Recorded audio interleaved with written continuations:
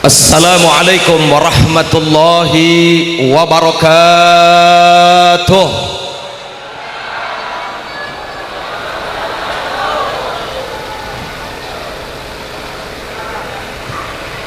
Innal hamdalillah nahmaduhu wa nasta'inuhu wa nastaghfiruh wa na'udzu billahi min sururi anfusina wa min sayyiati a'malina may yahdihillahu fala mudhillalah wa may yudlil fala hadiyalah. Asyhadu an la ilaha illallah wahdahu la syarikalah wa asyhadu anna sayyidana Muhammadan abduhu wa rasuluhu la nabiyya ba'dah.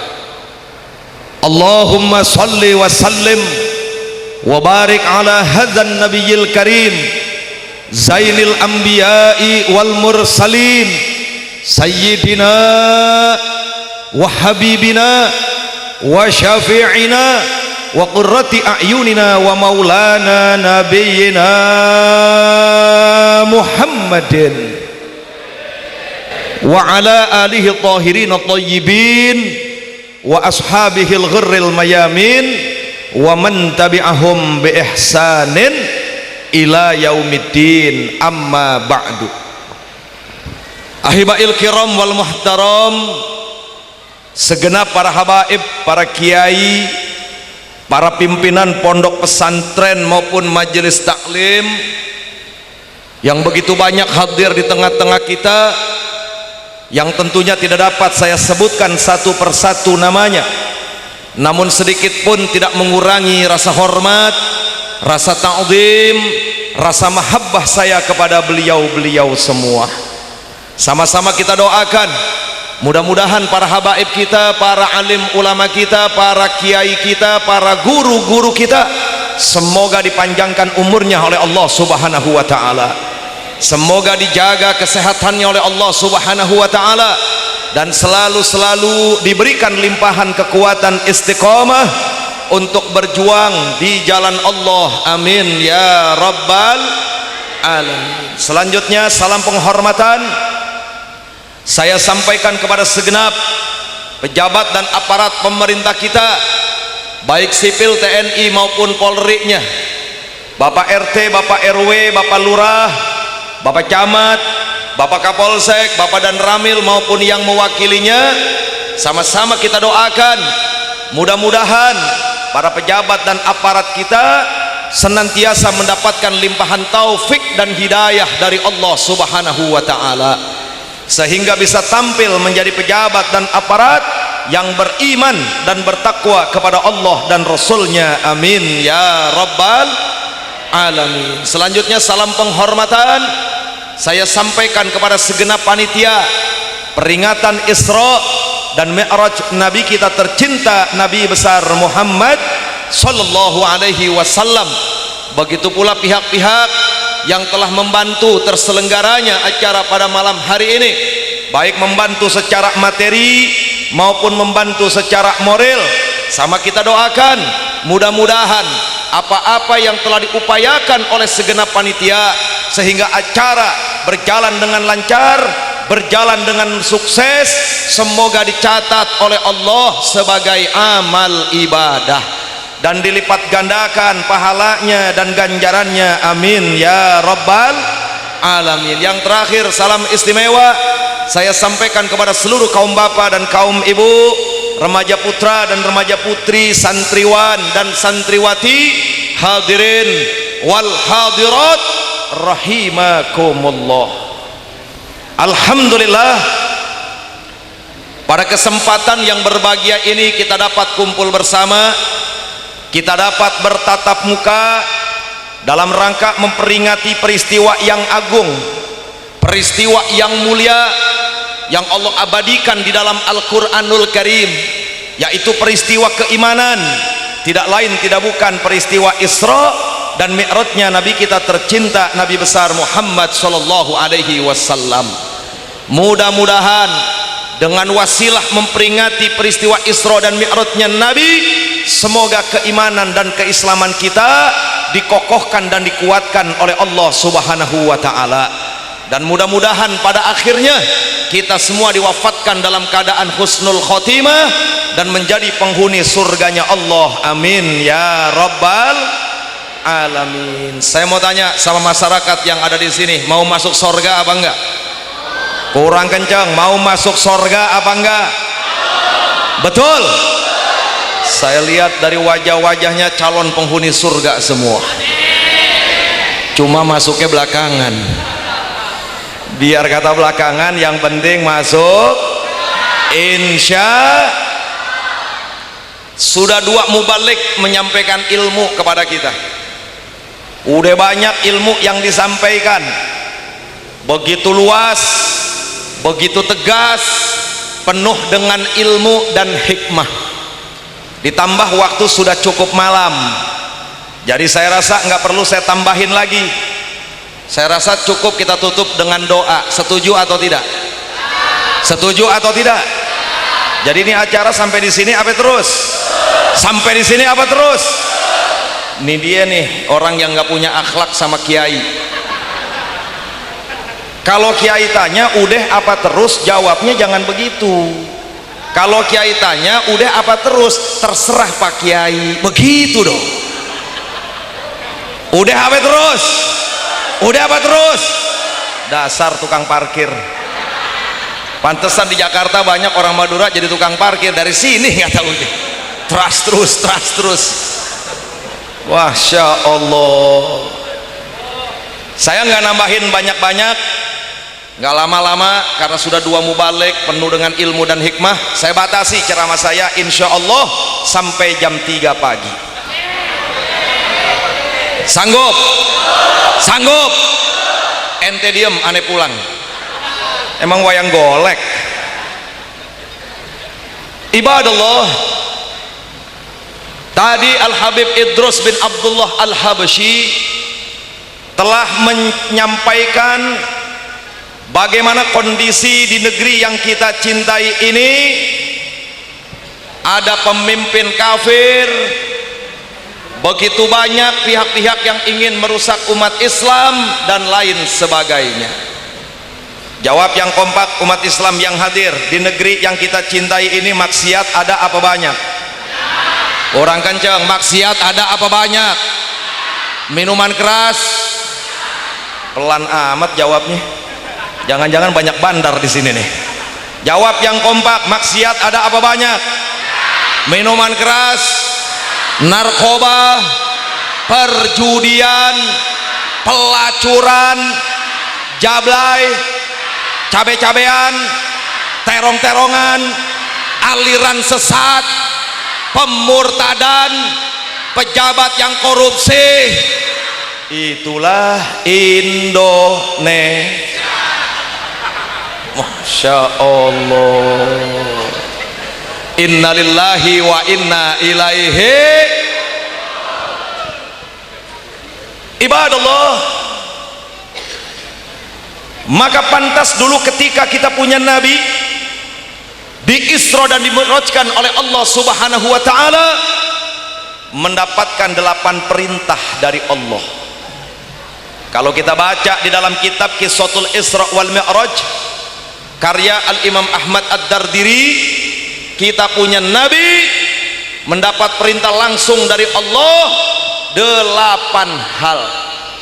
Di antaranya tadi telah disampaikan oleh Habib Idrus, yaitu diwajibkan untuk mendirikan sholat 5 waktu. Betul apa betul? Betul apa betul? Selain mendirikan sholat 5 waktu, ternyata kita punya Nabi pada saat melaksanakan peristiwa Isra dan Mi'raj, beliau diperintahkan oleh Allah untuk menegakkan amar ma'ruf dan nahi munkar. Jadi amar ma'ruf nahi munkar itu dapatnya dulu Isra Mi'raj, saudara, luar biasa. Kenapa amar ma'ruf dan nahi munkar itu dapatnya ketika Nabi kita di Isra dan di Mi'rajkan? Karena antara mendirikan sholat dan amar ma'ruf dan nahi munkar ada kesamaan. ujung-ujungnya yaitu tanha anil faksha iwal munkar. Saya mau tanya, jawab yang kompak. Di negeri yang kita cintai ini, negara kesatuan Republik Indonesia, yang kemaksiatan begitu banyak, kemunkaran di mana-mana, aliran sesat luar biasa.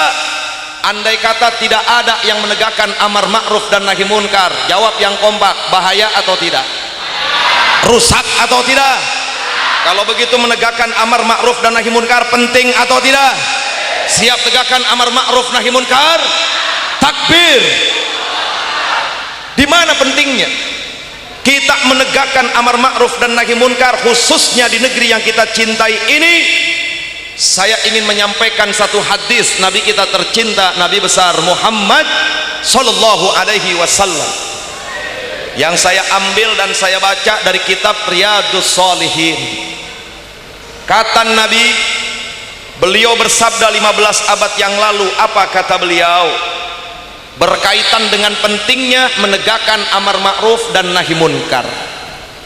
Kata Nabi, masalul qaimi ala hududillahi wal waqi'i fiha kamasali qaumin istahamu ala safinah fa asaba ba'duhum a'laha wa ba'duhum asfalaha fa kana allazina fi asfaliha idza staqaw minal ma'i marru ala man fawqahum fa qalu law anna kharaqna fi nasibina kharqan wa lam nu'zi man fawqana wa yatrukuhum halaku jami'a wa in akhadhu ala aidihim najau wa najau jami'a. Shadaqa Rasulullah sallallahu alaihi wasallam.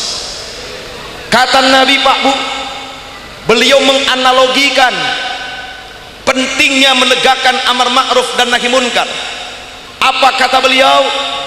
Masalul qaim, perumpamaan orang yang menegakkan, melaksanakan ala hududillah, yaitu atas segala perintah-perintah Allah, atas segala hukum-hukum Allah, wal waqi'i fiha, dan orang yang melanggarnya, orang yang meninggalkannya, orang yang mengabaikannya. Kamasali kaumin, diumpamakan seperti kaum, kata Nabi, diumpamakan seperti masyarakat, kata Nabi, yang mereka itu istahamu, bersaham-sahaman, beriuran, berpatungan ala safinah, untuk membuat sebuah perahu. Begitu masyarakat beriuran, berpatungan membuat sebuah perahu, akhirnya perahu itu terwujud, perahu itu jadi, lalu kemudian digunakan untuk mengarungi lautan, saudara. Apa kata Nabi? Begitu perahunya digunakan untuk mengarungi lautan, di dalam perahu tersebut penumpang terbagi menjadi dua, kata Nabi. Fa asaba ba'duhum a'laha, sebagian ada di atas, wa ba'duhum asfalaha, dan sebagian lagi ada di bawah. Fa kanat ladzina fi asfaliha, itu penumpang yang ada di bawah, kata Nabi, idastaqau minal ma'i, apabila mereka kehausan, mereka ingin minum, marru ala man fauqahum, mereka harus ke atas, dan mereka harus melalui orang-orang yang ada di atas untuk mengambil air minum tersebut. Tiba-tiba karena merasa lelah, naik turun, mungkin capek, naik turun, harus melewati orang banyak di atas untuk mengambil air minum yang diperlukan bagi penumpang yang ada di bawah. Tiba-tiba sebagian penumpang yang ada di bawah mengatakan seperti ini. Apa kata Nabi? Faqalu, mereka yang di bawah karena capek naik turun ambil air minum, mereka berkata, lau anna kharaqna fi nasibina kharqan wa lam tu'zi man fawqana.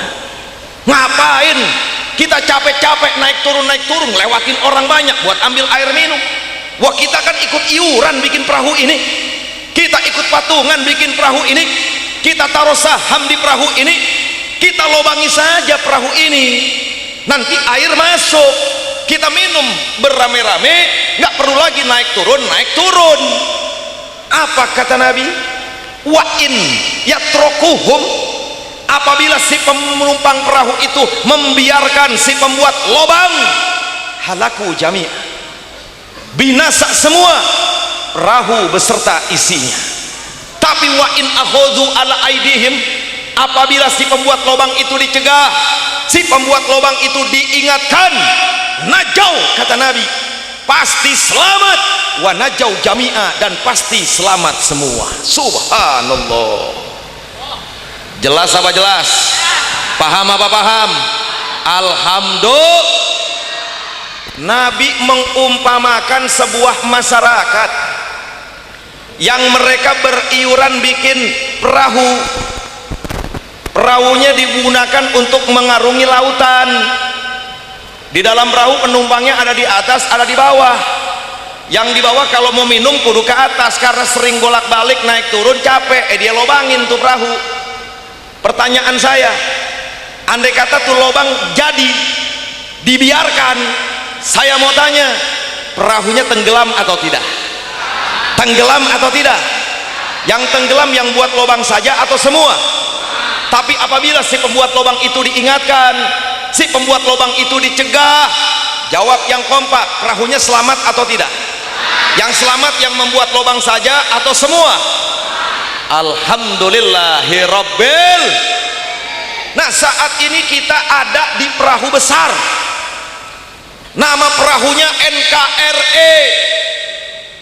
Di dalam perahu yang bernama NKRI tersebut, penumpangnya, penghuninya mayoritas umat Islam. Di dalam perahu yang bernama NKRI saat ini sedang terjadi pelobangan. Bukan satu orang yang membuat lobang, tapi jutaan manusia yang ingin melobangi perahu yang bernama NKRI. Jawab yang kompak, perahu namanya NKRI, yang bikin lobang satu orang, dibiarkan. Jawab, perahunya tenggelam atau tidak? Tenggelam atau tidak? Kalau satu orang saja yang membuat lobang, dibiarkan, itu perahu bisa tenggelam. Pertanyaan saya berikutnya, kira-kira bagaimana kalau jutaan yang membuat lobang, saudara? Masya Allah, inna lillahi wa inna ilaihi. Maka dari itu Allah berfirman di dalam Al-Quranul Karim, apa kata Allah? Wal takum minkum ummatu yad'una ilal khairi wa ya'muruna bil ma'rufi wa yanhauna 'anil munkar. Al-ayah.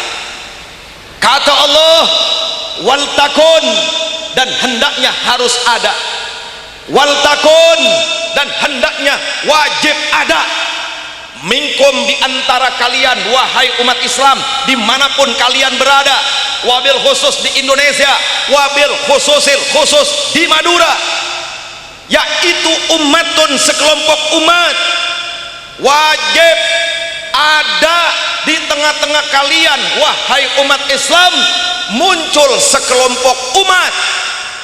Kalau sudah bicara umat, berarti kekuatan besar.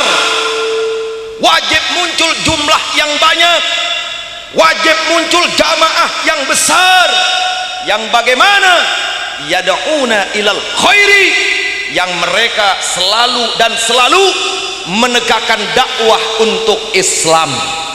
Wa ya'muruna bil ma'ruf, dan menyerukan kepada kemakrufan, menyerukan kepada kebaikan.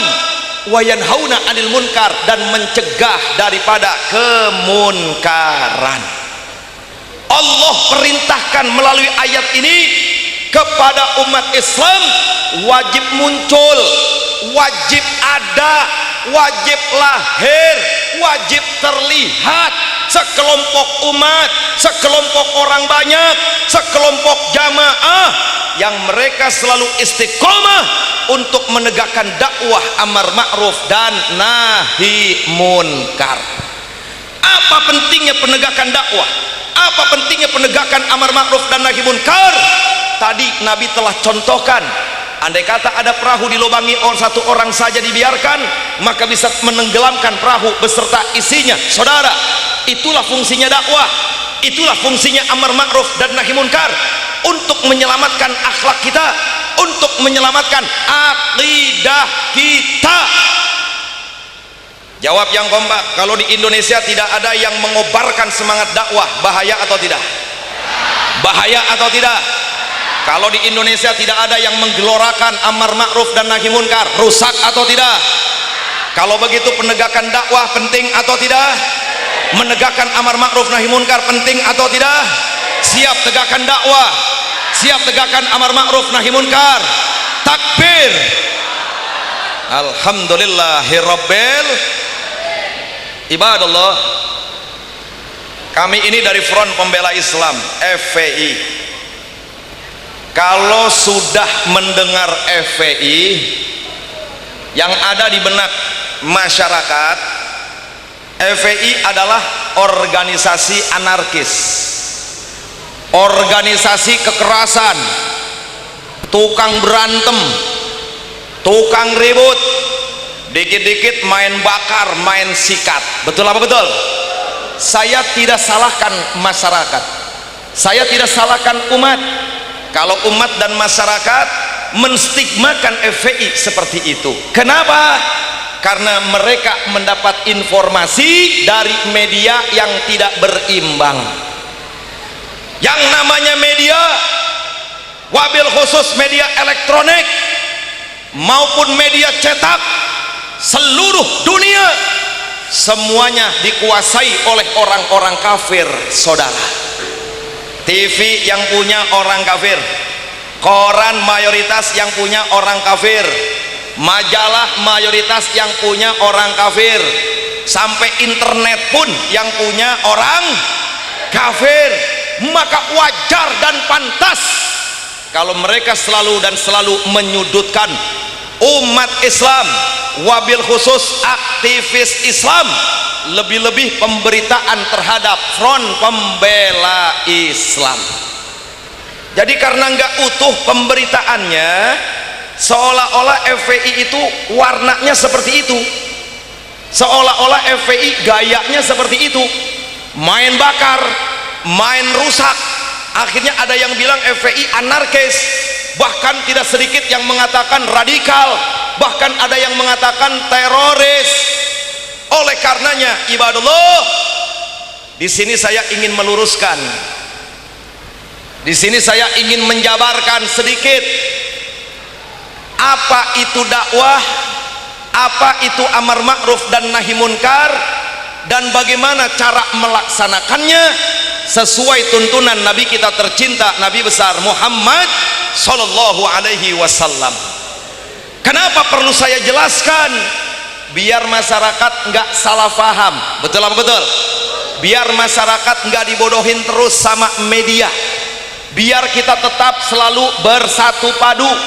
Tujuannya adalah untuk menegakkan dakwah amar ma'ruf dan nahi munkar. Yang pertama dakwah, yang kedua amar ma'ruf, yang ketiga nahi munkar. Dakwah, kalau kita di pesantren belajar ilmu sorof, itu asal kata dari da'a yada'u dakwatan. Artinya apa? Artinya mengajak. Karena dakwah itu sifatnya mengajak, artinya mengajak, maka ketika melaksanakan dakwah, menyampaikan dakwah, wajib lembut. Wajib apa? Wajib apa? Enggak boleh kasar ketika menyampaikan dakwah, enggak boleh arogan ketika menyampaikan dakwah. Kenapa? Ketika kita kasar menyampaikan dakwah, ketika kita arogan menyampaikan dakwah, maka dakwah kita dipastikan tidak akan berhasil, saudara. Jawab yang kompak, hai umat Islam. Kita ajak orang kafir masuk Islam, kita dakwahi orang non muslim masuk Islam. Cara dakwahnya marah-marah kita, cara dakwahnya sembari melotot mata kita. Saya mau tanya, kira-kira tuh orang kafir tertarik atau tidak? Tertarik atau tidak?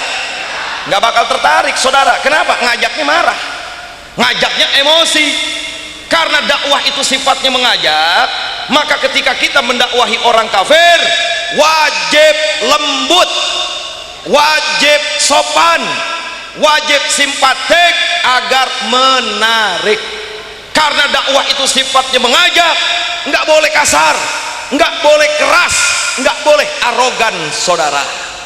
Mana dalilnya? Allah perintahkan kepada kita punya nabi. Apa kata Allah? Ud'u ila sabili rabbika bil hikmati wal mau'izatil hasanah wajadilhum billati hiya ahsan. Kata Allah, ud'u, ajaklah ya Rasul, ajaklah ya Nabi orang-orang kafir, dakwahilah orang-orang kafir ila sabili rabbik, agar mereka mau menuju jalan Tuhanmu Allah, agar mereka mau memeluk agama Islam, agar mereka mau bertauhid kepada Allah.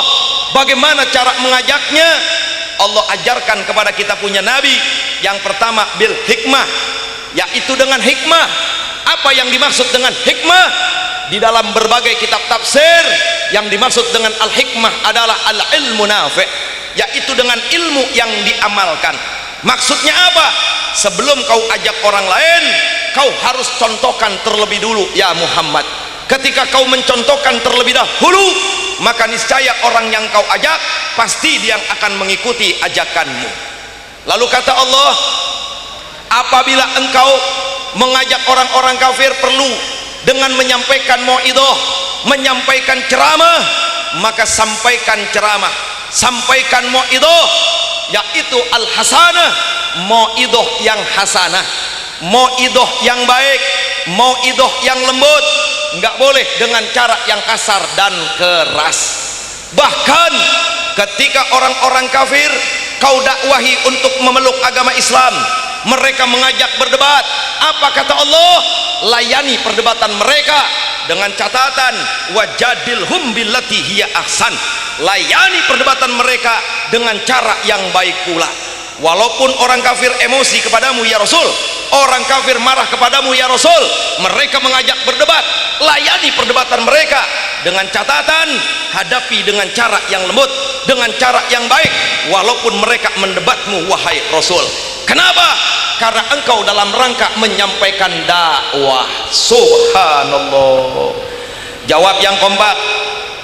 Kalau begitu dakwah Nabi kita lembut atau keras? Lembut atau keras? Lembut atau keras? Kita punya Nabi kalau lagi dakwah itu lembut, saudara. Jadi kalau mau lihat kelembutan itu adanya di dakwah. Jadi kalau pengen lihat akhlak baik, maksudnya baik di sini sejuk, itu adanya di dakwah. Yang kedua, amar ma'ruf.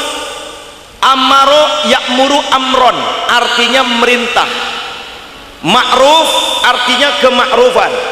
Kalau sudah menjadi bahasa syariat, amar ma'ruf itu artinya menyeru, menyuruh, merintah umat untuk melaksanakan segala kemakrufan. Segala apa-apa yang diperintahkan oleh Allah itu namanya amar ma'ruf. Timbul pertanyaan, bagaimana cara melaksanakan amar ma'ruf ya Ustadz? Karena sifatnya amar, sifatnya menyuruh, sifatnya merintah, sifatnya instruksi, berbeda dengan dakwah. Dakwah itu mengajak, maka caranya harus lembut, nggak boleh kasar, nggak boleh keras. Adapun amar ma'ruf, karena sifatnya menyuruh, sifatnya merintah, sifatnya instruksi, maka cara melaksanakan amar ma'ruf wajib tegas. Wajib apa? Wajib apa? Timbul pertanyaan, Ustadz, kenapa kalau dakwah kok lembut, amar ma'ruf kok tegas? Dakwah ngajak, caranya harus lembut. Kalau nggak lembut nggak berhasil.